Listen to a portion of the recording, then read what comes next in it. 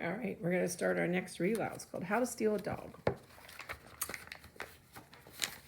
The day I decided to steal a dog was the same day my best friend Luann Godfrey found out I lived in a car. I had told Mama she'd find out sooner or later, seeing as how she's so nosy and all. But Mama had rolled her eyes and said, "Oh, just get on up there to the bus stop, Georgina, and quit your whining." So that's what I did. I stood up there at the bus stop, pretending like I still lived in apartment 3B. I pretended like I didn't have mustard on my shirt from the day before. I pretended like I hadn't washed my hair in the bathroom at the Texaco gas station that very morning. And I pretended like my daddy hadn't just waltzed off and left us with nothing but 3 rolls of quarters in a mayonnaise jar full of wadded up dollar bills. I guess I'm pretty good at pretending. My brother Toby, however, not so good at pretending. When Mama told him to get on up to the bus and stop his whining, he cried and carried on like the baby that he is. "What's wrong with Toby?" Luann asked when we were standing at the bus stop. He has an earache," I said, trying as hard as anything to look like my wife was just as normal as it could be, instead of all crazy like it really was. When I saw Luann's her eyes and her lips squeezed together, I knew her nosiness was about to irritate me. "Sure enough," she said, "then how come your mama's making him go to school?" She kept looking at me with that squinty-eyed look of hers. But I didn't let on I was irritated. I just shrugged and hoped she'd hush up about Toby. She did. But when she went and turned her nosy self loose on me. "No offense, Georgina," she said, "but you're starting to look a little unkempt. Unkempt. That's her mama talking. If I'd ever heard it. Luann would never have said the word unkempt if she hadn't heard her mama say it first. And what was I supposed to say to that anyways? What was I supposed to say? Well, for your information, Luann Godfrey, it's kind of hard to keep your clothes looking nice when you're sleeping in the backseat of a Chevrolet for a week.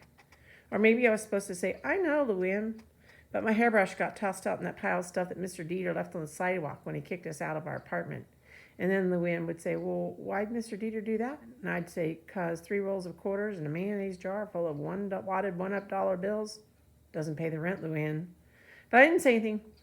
I acted like I hadn't heard her say the word unkempt. I just kept climbing on the bus and sat in the 6th seat on the left side with Luann, like I always did. I knew Luann wouldn't give up, though. I knew she'd keep on till she found out the truth. Now, there's space to let you know times. I like how authors do that, too. See how they left a little space there? So time has changed. "Well, what if she comes over?" I said to Mama. "Or what if she looks in the window or something and finds out we don't live there anymore?" But Mom just flapped her hand at me and closed her eyes to let me know how tired she was from working 2 jobs. So every day I imagined Luann peeking in the kitchen window of apartment 3B. When she did, of course, she wouldn't see me and Toby and Mama and Daddy eating our dinner and being happy. No, she'd see some other family. Some happy family that wasn't all broken up like mine was now. And then one day when we got off the school bus, Luann went and did the nosiest thing I could imagine. She followed me. I was trying to catch up with Toby because he'd grabbed the car key and run on ahead of me, so I didn't even notice her sneaking along behind me. She followed me all the way past apartment 3B, across the street, clear on around the back of the Eckert drugstore, where our car was parked with laundry hanging out the window, and Toby sitting on a milk crate waiting for me. If there was ever a time when I wished the earth would just open up and swallow me whole, it was when I turned around and saw Luann looking at me and Toby and that car and all. You know, I could see her thoughts just plain as day right there on her face. I wanted to wave my hand and make that dented up car disappear off the face of the earth. But more than anything, I wanted my daddy to come on home and change everything back to the way it was before. I set a smile on my face and said, "It's just temporary," like Mama had said to me about 100 times. Luann turned red and said, "Oh." "When Mama gets paid, we're moving into our new apartment," I said. "Oh." And when we both just stood there looking at our feet, I could feel the distance between us grow and grow until it seemed like Luann Godfrey, who, had been my best friend forever, was standing clear on the other side of the universe for me. Finally, she said, I better go.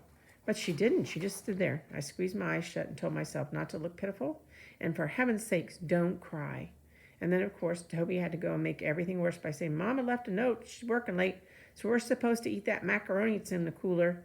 Luann arched her eyebrows up and said, "I haven't seen your daddy in a long time." That did it. I couldn't stop the tears from spilling of my squeezed up eyes. I sat right down there in the drugstore parking lot and told Luann everything. I felt her arm around me and I heard her saying something, but I was too lost in my misery to do anything but cry. And then when I was all cried out, I stood up, brushed the dirt off the seat of my pants, pushed the hair out of my eyes, and I said, "Promise you won't tell?" Luann nodded. "I promise." "I mean, not even your mama." Luann's flickered for just a second, but then she said, "Okay."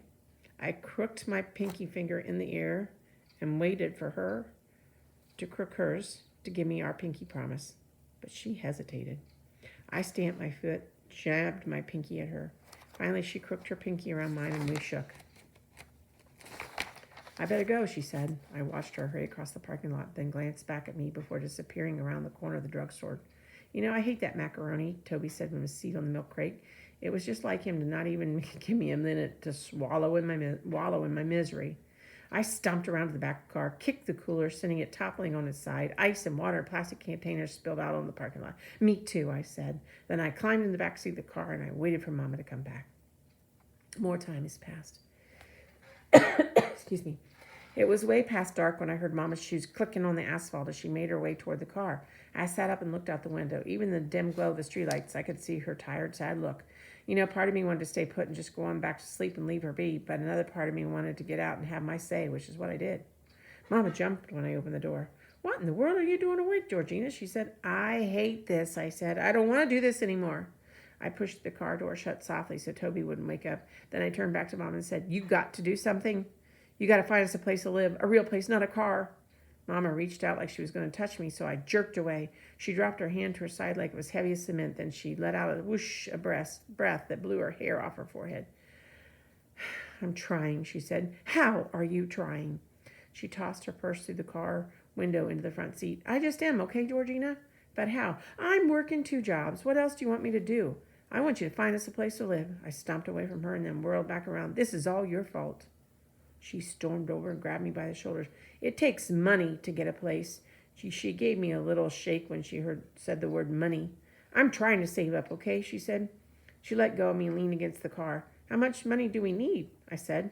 She looked up at the sky like the answer was written there in the stars. Then she shook her head real slow and said, "I don't know, Georgina. A lot, okay?" "Like how much?" "More than we got."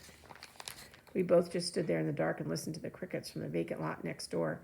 Mama draped her arm around my shoulder, and I laid my head against her and wanted to be a baby again, a baby that just cries and then gets taken care of. That's all I wanted for the day.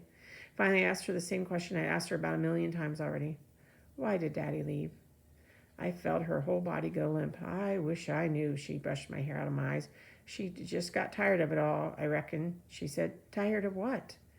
Well, then the silence between us felt big and dark like a wall. Then I asked her the question that had been burning a hole in my heart. "Tired of me?" Mama took my chin in her hand and looked at me hard. "This is not your fault, okay?" She peered inside the car at Toby, all curled up in a ball in the back seat. "We gotta go," she said. "Where?" "I don't know, just somewhere else." The car door creaked when she opened it, sending an echo into the still night. "We've been here 2 nights now," she said. "The cops are liable to run us off if we don't leave." She shot me a look when she saw the overturned cooler, so I helped her gather things up before I climbed back in the car. As we drove out of the parking lot, I slouched down and stared glumly out the window. The empty shops we passed made Darby, North Carolina seem like a ghost town, all locked up and dark. Mama pulled the car into the alley beside Bill's Auto Parts. When she shut the engine off, we got swallowed up in quiet. I draped a beach towel over the clothesline that Mama had strung between the middle of the car to make me a bedroom.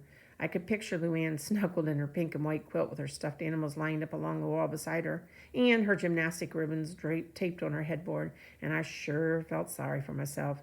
Then I curled up on the seat, turning every which way, trying to get comfortable. And then finally I settled on my back with my feet propped against the car door and stared out at the starry sky. And then I saw it, a sign tacked up there on a telephone pole right outside the car window. It was a faded old sign, said "Reward, $500."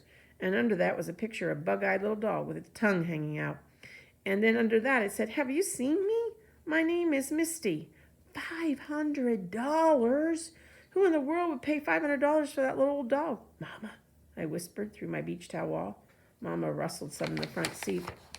"Would $500 be enough money to get us a place to live?" I said. Mama sighed. I suppose so, Georgina. Now go to sleep. You got school tomorrow. I looked up at Misty and my mind started churning. What if I could find that dog? I could get that money and we could have a real place to live instead of this stinking old car. But that dog could be anywhere. I wouldn't even know where to look. Besides, that sign was old. Somebody probably already found Misty and got that $500. I stared out the window of the sign thinking about Mitzi and wondering if there were other folks out there who would pay money for their lost dogs. And that's when I got a thought that made me sit up so fast Toby mumbled in his sleep and Mama hissed, "Shh." I folded my legs up and lay back down in my beach towel bedroom. The damp carpet smelled like greasy french fries and bug spray. I closed my eyes and smiled to myself. I had a plan. I was going to steal me a dog.